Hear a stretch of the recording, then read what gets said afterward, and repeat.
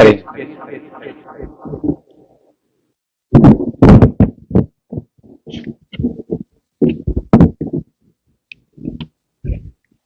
السلام علیکم ورحمۃ اللہ وبرکاتہ۔ بسم اللہ الرحمن الرحیم۔ الحمد للہ الذی وحدہ والصلاة والسلام علی من لا نبی بعدہ، اما بعد، قال اللہ تبارک وتعالی ان تنصروا اللہ ینصرکم ویثبت اقدامکم۔ حضرت صدر محترم و معزز سامعین کرام،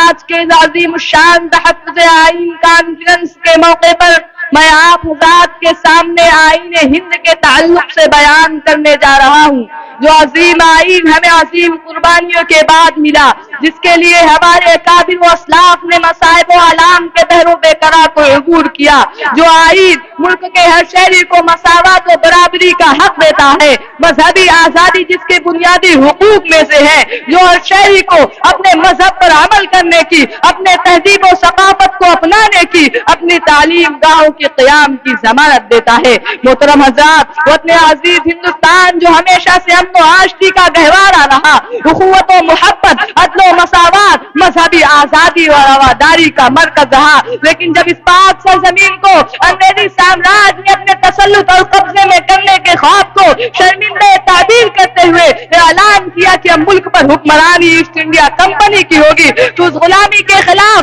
سب سے پہلے مسلمانوں نے عالم بغاوت بلند کرتے ہوئے حضرت شاہ عبد العزیز محدث دہلوی رحمۃ اللہ علیہ نے اعلان کیا کہ ملک غلام ہو چکا ہے اور انگریزی سامراج سے ملک کو آزاد کرانے کے لیے جہاد فرض ہو چکا ہے۔ چنانچہ اس اعلان کے بعد مادر وطن کی آزادی کے لیے ہمارے اکابر و اسلاف نے انقلابی تحریکیں شروع کی، جس کی وجہ سے طرح طرح کے مصائب و آلام کا سامنا کرنا پڑا، پھانسی کے پھندے کو گلے لگانا پڑا، لیکن ان تمام کے باوجود ہمارے اکابر و اسلاف نظم و بزم دونوں کو اپنے قوت عمل سے گرم کرتے رہے اور انگریزوں کے خلاف اسلامیہ نے ہند میں روح جہاد پھونکتے رہے۔ ملت اسلامیہ کے پاسبانوں، ہمارے اکابر و اسلاف نے جہاں ایک جانب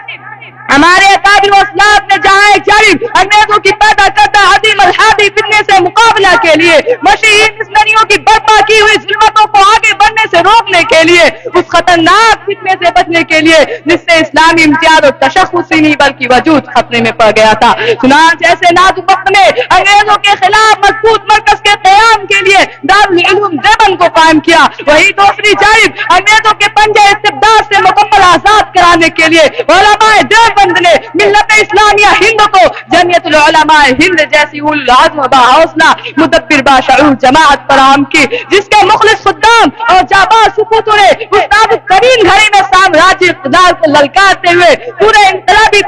پورے ملک میں انقلابی تحریکیں شروع کی اور وقت کے اس طاغوت کے خلاف ایک نہایت مؤثر ہماگیر تحریک بند قائدانہ کردار ادا کیا اور ہندوستان پر انگریزوں کے تسلط کے آزادی کے خلاف مکمل آزادی کا نعرہ دیتے ہوئے وہ اپنے عزیز کے چپا چپا کو برطانوی پنجے استبداد سے آزاد کرانے کے لیے۔ چنانچہ قائد حریت حضرت شیخ الہند رحمۃ اللہ علیہ نے جمعیت العلماء ہند کے ایک اجلاس میں اعلان کیا کہ ہمارا نصب العین کامل آزادی ہے اور وطنی آزادی میں مسلمان آزاد ہوں گے، ان کا مذہب آزاد ہوگا، مسلم کلچر اور تہذیب آزاد ہوگی، وہ کسی بھی ایسے آئین کو قبول نہیں کریں گے جس کی بنیاد ایسی آزادی پر نہ رکھی گئی ہو۔ حاضرین گرامی قدر، ہمارے اکابر و اسلاف کے عظیم بے لوث قربانیوں کی بدولت ہندوستان کے افق سے آزادی کا سورج طلوع ہوا اور غلامی کی ظلمت میں حریت کا نور پھیلا، لیکن اس سے قبل انتہائی کربناک حالات کا سامنا کرنا پڑا کہ ملک کی تقسیم کا نظریہ پیش کیا گیا، جس کی علماء دیوبند جمعیت العلماء ہند نے پوری قوت کے ساتھ مخالفت کی اور ایک بھیانک تاریکی میں جمعیت العلماء ہند نے امید کا چراغ روشن کیا، لڑکھڑاتے ہوئے قدموں کو سہارا دیا اور حوصلوں کو بحال کیا اور متحدہ قومیت کا نظریہ پیش کیا اور اس کی بھرپور حمایت کی، جس کے نتیجے میں ہندوستان ایک سیکولر جمہوری ملک بنا۔ چنانچہ ہمارے اکابر و اسلاف نے معماران وطن نے اس بات کا خاص اہتمام کیا کہ ہمارا ملک جمہوری ملک ہو، کسی مذہب کے ماننے والے کے ساتھ مذہب فرقہ کی بنیاد پر بھید بھاؤ اور تفریق نہ ہو، سب کے ساتھ مساوی اور منصفانہ سلوک ہو۔ یہی وجہ ہے کہ ہمارے اکابر و اسلاف نے ملک کی آزادی میں قائدانہ کردار ادا کرنے کے بعد ملک की दस्तूर शादी बहन की दावत अदा करते हुए मुल्क का दस्तूर और आईन जमहूरी मुरतब करवाया, जो मजहबी आजादी और आवादारी का अमीन है। हिंदुस्तानी समाज के हर तबके को अपने मजहबी अकायद को मानने, उन पर चलने, नीज अपनी तहजीबी व सकाफती शनाख्त को बरकरार रखने की जमानत देता है, जो मजहबी अकलियतों को उनके पर्सनल लॉ के मुताबिक जिंदगी गुजारने का हक देता है, जो बिना इम्तियाज मजहब और मिल्लत हुकूक इंसानी का सच्चा अलमबरदार है। मिल्लत इस्लामिया के फर्जंदों, अफसोस आज हमारे मुल्क में ज़िमामे इक़्तिदार उन हाथों में है जो इस मुल्क के दस्तूर को बसे पुश डालकर फिरकावारियत, तासुब, जानिबदारी और तंगो-नज़री को बढ़ावा दे रही है, जो आईन हिंद और मुल्की और कौमी एजेंडे को नाफिज करने के बजाय एक मखसूस नजरिया और फिक्र को बढ़ावा देने में दिलचस्पी ले रही है, जो अमन आज़ादी का गहवारा, उखुवत और मोहब्बत के सदाबहार सन्निस्तान में फिरकापरस्ती से भरपूर प्रोपेगंडे करके हिंदुस्तानी अवाम को हिंदू मुस्लिम खानों में तकसीम करके तअस्सुब व मनाफरत की आमाजगाह और जुल्म व तशद्दुद की रज़्मगाह बनाना चाहती है। मोहतरम हज़रात, हमारे मुल्क का आईन हमारे मुल्क का आईन हिंदुस्तान को जमहूरी और सेकुलर मुल्क करार देता है, जो शहरी को हुकूक शहरियत में मसावत अता करता है। लेकिन अफसोस मुल्क अजीज हिंदुस्तान में आईन की वफादारी का हलफ लेने वाले मुसलसल जमहूरियत की बुनियादी उसूलों को पामाल करते हुए आईन के अंदर ऐसी तरमीम कर रहे हैं जो आईन हिंद के रूह के मुनाफी है।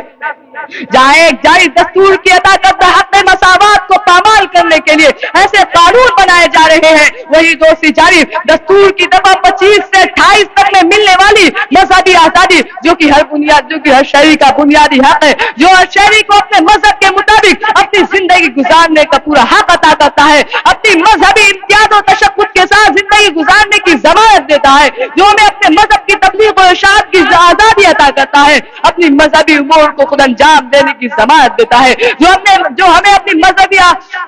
तालीमी इदारों को कायम और उनके इंतजाम करने का हक देता है। लेकिन आज एक सिविल कोड के नाम पर, वक्फ एक्ट तरमीम के नाम पर उस बुनियादी हक को छीनने की साजिश की जा रही है, जबकि ये दस्तूर का वो हुकूक है जिन्हें ना तो बदला जा सकता है और ना ही खत्म किया जा सकता है।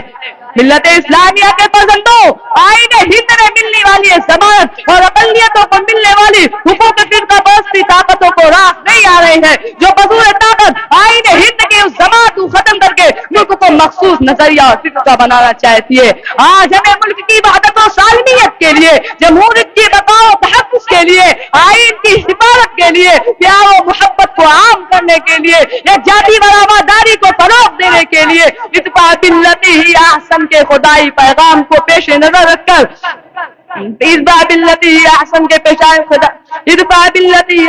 खुदाई पैगाम को पेश नजर रखकर शुऊर और हिकमत और दानिशमंदी के साथ हालात का मुकाबला करने की जरूरत है।